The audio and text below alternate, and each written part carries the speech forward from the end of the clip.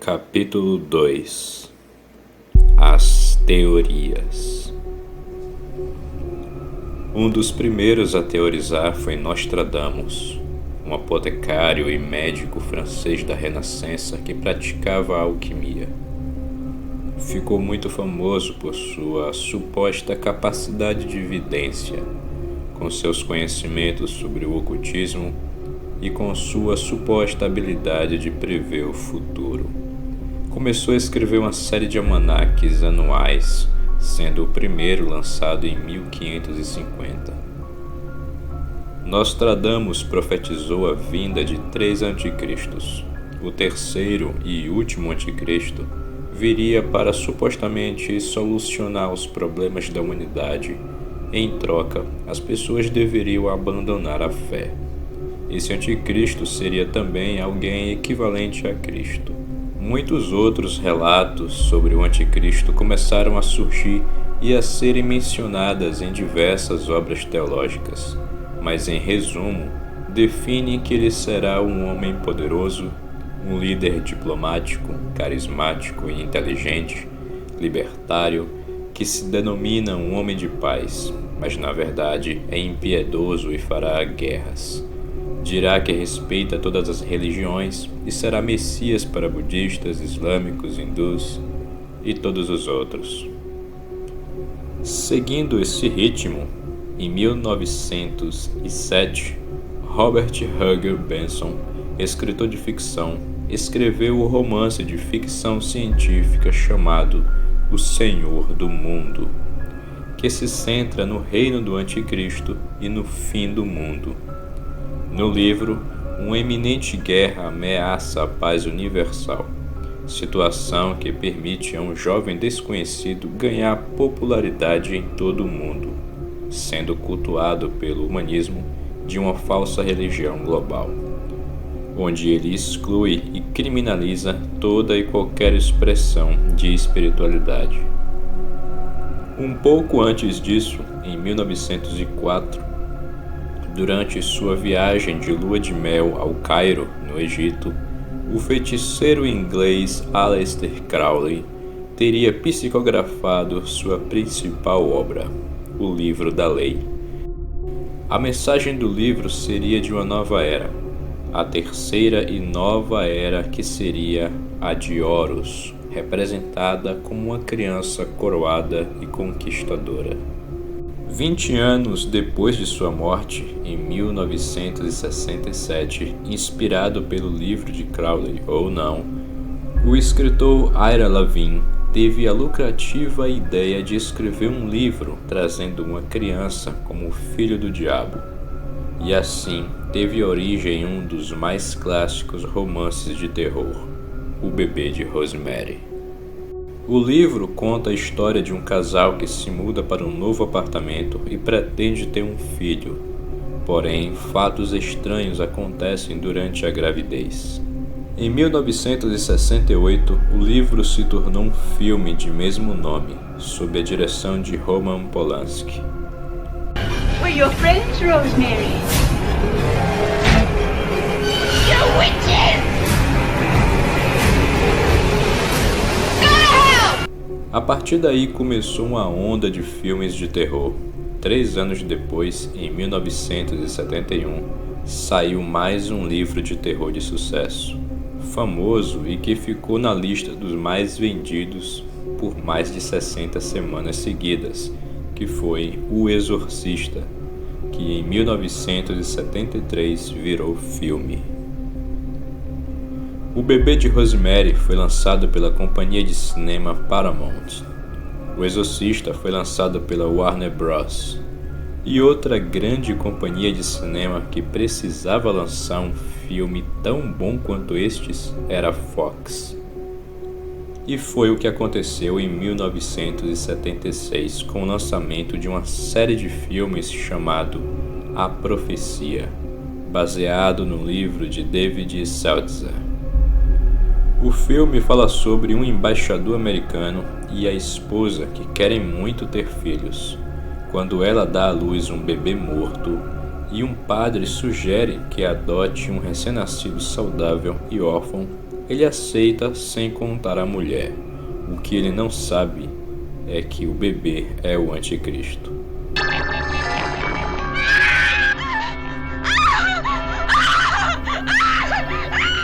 Durante as décadas de 60 e 70, no auge desses filmes de terror, somado aos fatos de crescente ondas de seitas satânicas e mortes cruéis nos Estados Unidos, a Bíblia ficou cada vez mais procurada e se tornou naquela época e até hoje o livro mais vendido de todos os tempos, com mais de 5 bilhões de cópias vendidas.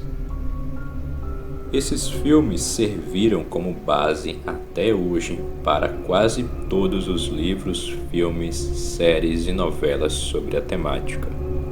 Ou seja, boa parte do que provavelmente muitos conhecem sobre as bestas e anticristos veio da mente de adivinhos, ocultistas, feiticeiros, escritores de romance e ficção científica, de terror e roteiristas de filmes. Vários cristãos morreram queimados vivos para termos a chance de ter uma Bíblia para estudar, e muitos preferem acreditar em histórias inventadas que não fazem parte da Bíblia. Um exemplo disso é a falsa profecia cinematográfica dos 1000 anos de paz ou falsa paz que esse anticristo traria, quando não existe na Bíblia nenhuma profecia sobre. Pelo contrário, todas as profecias para o fim dos tempos são de desastres, guerras e ira de Deus. Quem trará 1000 anos de paz é Jesus Cristo. Apocalipse 20, verso 4 e 5. E vi as almas daqueles que foram degolados por causa do testemunho de Jesus e da palavra de Deus, e que não adoraram a besta, nem a sua imagem, e não receberam sinal na fronte nem nas mãos, e reviveram e reinaram com Cristo durante 1000 anos. A teoria do código de barras ser a marca da besta. O código de barras foi desenvolvido em 1948 pelo engenheiro Bernard Silver, juntamente com seu colega Norman Joseph.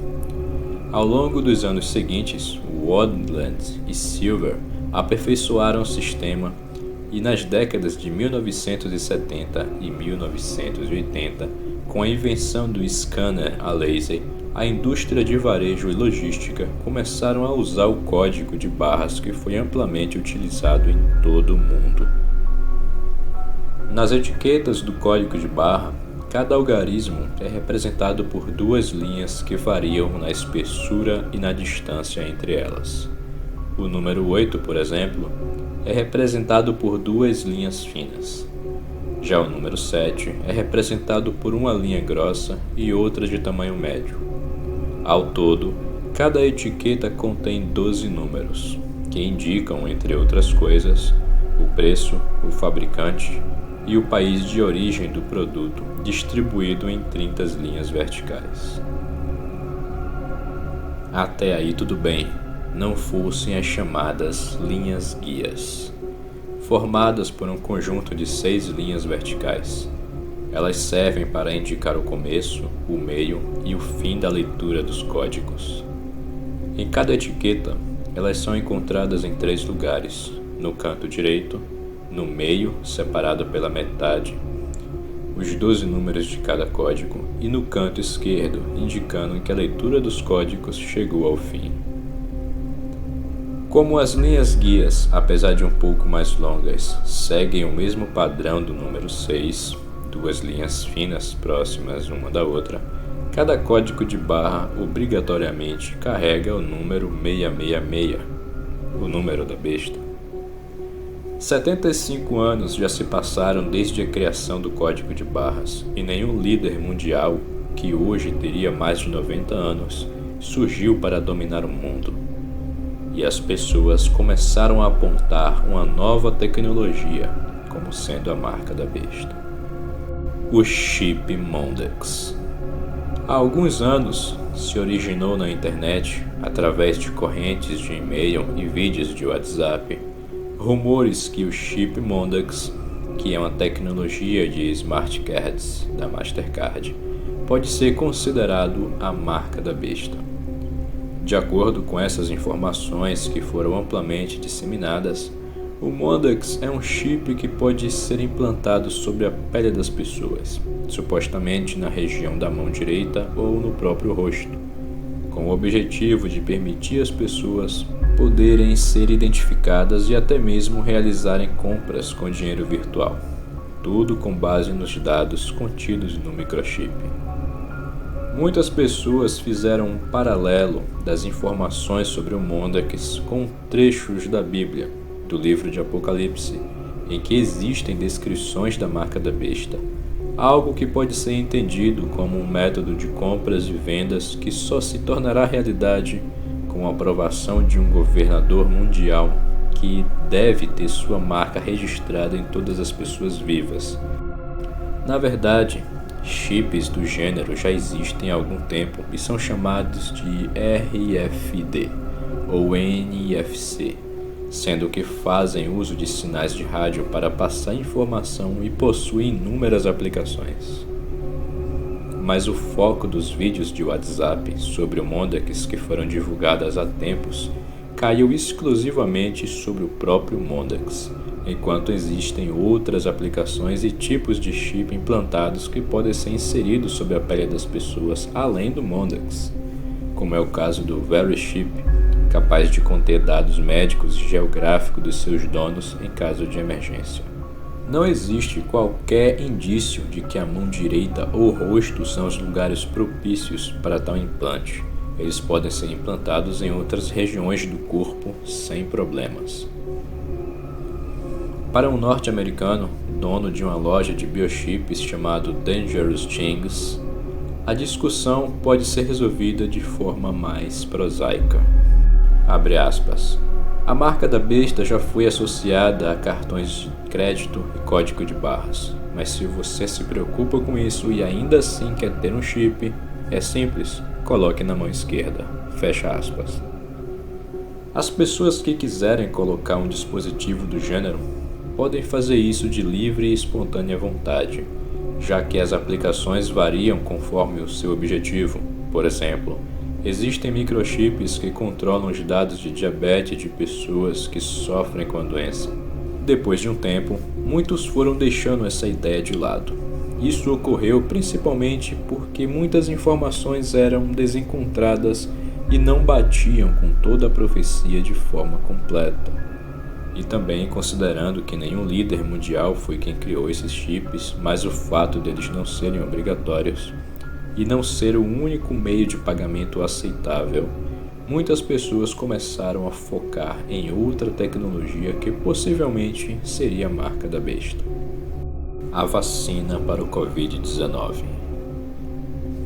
Uma das teorias que se espalharam pela internet, por exemplo, é de que o vírus é uma tática de encobrimento para o bilionário Bill Gates implantar microchips rastreáveis através das vacinas nas pessoas. Pix é a marca da besta. Uma publicação que começou a circular nas redes sociais diz que o Pix seria a marca da besta e supostamente chegou para impor a nova ordem mundial. A tese é baseada em uma propaganda do Bradesco que mostra um ator com uma tatuagem de código de barras no braço. Isso criou uma associação a uma mensagem subliminar sobre o sinal da besta. Mas, como nenhuma dessas teorias coincide com a profecia de forma completa, isto é, não é obrigatório, não é exclusivo para comprar e vender produtos e serviços como o único meio de pagamento válido, não representa o nome de homem, quem não usa não é assassinado, etc., não demorou muito para serem esquecidas e darem lugar a uma nova teoria que não se baseia 100% na profecia de forma completa. A marca da besta é o imperador César Nero. Alguns acadêmicos acreditam que quando João escreveu o livro de Apocalipse, no século I, ele não estava apenas querendo explicar acontecimentos futuros, mas sim usar códigos e símbolos para alertar os cristãos da época sobre a adoração ao imperador de Roma e lançar um ataque ao imperador.